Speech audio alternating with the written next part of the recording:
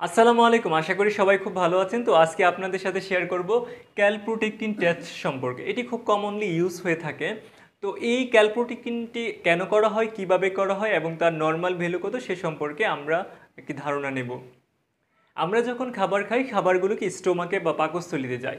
সেখান থেকে ইন্টেস্টাইনে যায়, সেখানে গিয়ে ডাইজেশন অ্যাবজর্পশন হয়ে থাকে। বা ইন্টেস্টাইন বলতে অন্ত্র বোঝায়, বা আমরা সহজ বাংলা ভাষায় সেটাকে নাড়িভুড়ি বলে থাকি। যখন এই আমাদের ইন্টেস্টাইনে কোনো ধরনের ইনফ্ল্যামেটরি বা প্রদাহ তৈরি করে এরকম কোনো ডিজিজ হয়, তখন এই প্রোটিনটা স্টোলের সাথে বেশি পরিমাণে যায়। এই ক্যালপ্রোটেক্টিনটা, এটা একটি প্রোটিন, সেটা বেশি পরিমাণে স্টুলের সাথে যায়। যখন এই স্টুলকে বা মলকে পরীক্ষা করা হয়, তখন এই প্রোটিনটা বেশি পরিমাণে পাওয়া যায়।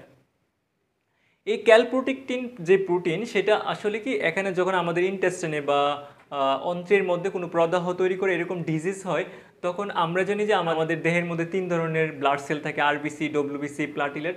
ডব্লিউবিসির আবার 5 বাই থাকে, তা একটা হলো নিউট্রোফিল। তো এই নিউট্রোফিল কী করে, যখন আমাদের ইন্টেস্টাইনে কোনো ধরনের সমস্যাটা হয়ে গেলো, ইনফ্ল্যামেশন তৈরি হলো, সেখানে যায়, গিয়ে ওইখানে এই ক্যালপ্রোটেক্টিন প্রোটিনটি কী করে, নিঃসরণ করে। এটার কাজটা হলো যে ওর প্রদাহটাকে কমানোর জন্য।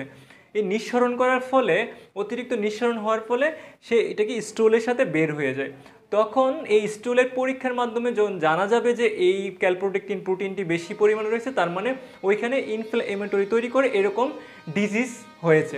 যেমন ইনফ্ল্যামেটরি একটা ডিজিজ হলো আইবিএস, ইরিটেবল বাউল সিনড্রোম বলা হয়। সেটা হলো বাংলাদেশে প্রায় 4.6% লোকের মধ্যে এই ডিজিজটা হয়ে থাকে।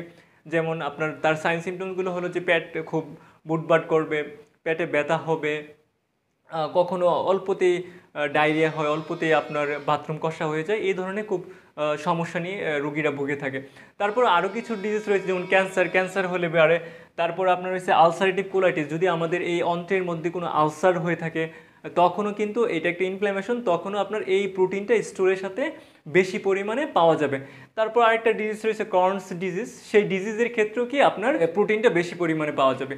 তার মানে হলো যে এই প্রোটিনটা যদি আমাদের বেশি পরিমাণে স্টোরে থাকে, তার মানে এই ধরনের ডিজিজগুলো আমার মধ্যে রয়েছে। আর যদি দেখা গেছে একটা আমার ডিজিজটা জানা হয়েছে যে না, ওনার আইবিএস এর সমস্যা রয়েছে, ট্রিটমেন্ট চলাকালীন এই টেস্টটি করলে বোঝা যাবে। যদি দেখা গেছে প্রোটিনের পরিমাণটা কমে, ক্যালপ্রোটেক্টিন প্রোটিনটা কমে যাচ্ছে, স্টোলের সাথে কম পরিমাণে পাওয়া যাচ্ছে, তার মানে রোগী ভালোর দিকে যাচ্ছে। আর দেখে গেছে না, স্টেবল করতেছে, আগের মতো রয়েছে, তার মানে রোগীর অবস্থান পরিবর্তন হচ্ছে না। তো একটা ডিজিজের প্রগনোসিস সম্পর্কে, ভাবিফল সম্পর্কে কিন্তু এই ক্যালপ্রোটেক্টিন প্রোটিনটি টেস্ট করলে সেটা আমরা জানতে পারবো। এটাকে আরও বলা হয় যে ফিকাল ক্যালপ্রোটেক্টিন টেস্ট বলা হয়। ফিকাল মানে স্টোল বা মল বলা হয়। তার নর্মাল ভ্যালু হলো 50 থেকে 200 মাইক্রোগ্রাম পার মিলিগ্রাম। এটা হলো তার নর্মাল ভ্যালু। তো এই নর্মাল ভ্যালুর উপরে বেস করে রোগীর কী ধরনের ডিজিজ হয়েছে, মানে এই ধরনের ইনফ্ল্যামেটরি কী ডিজিজ হয়েছে, সেটা আমরা বলতে পারবো।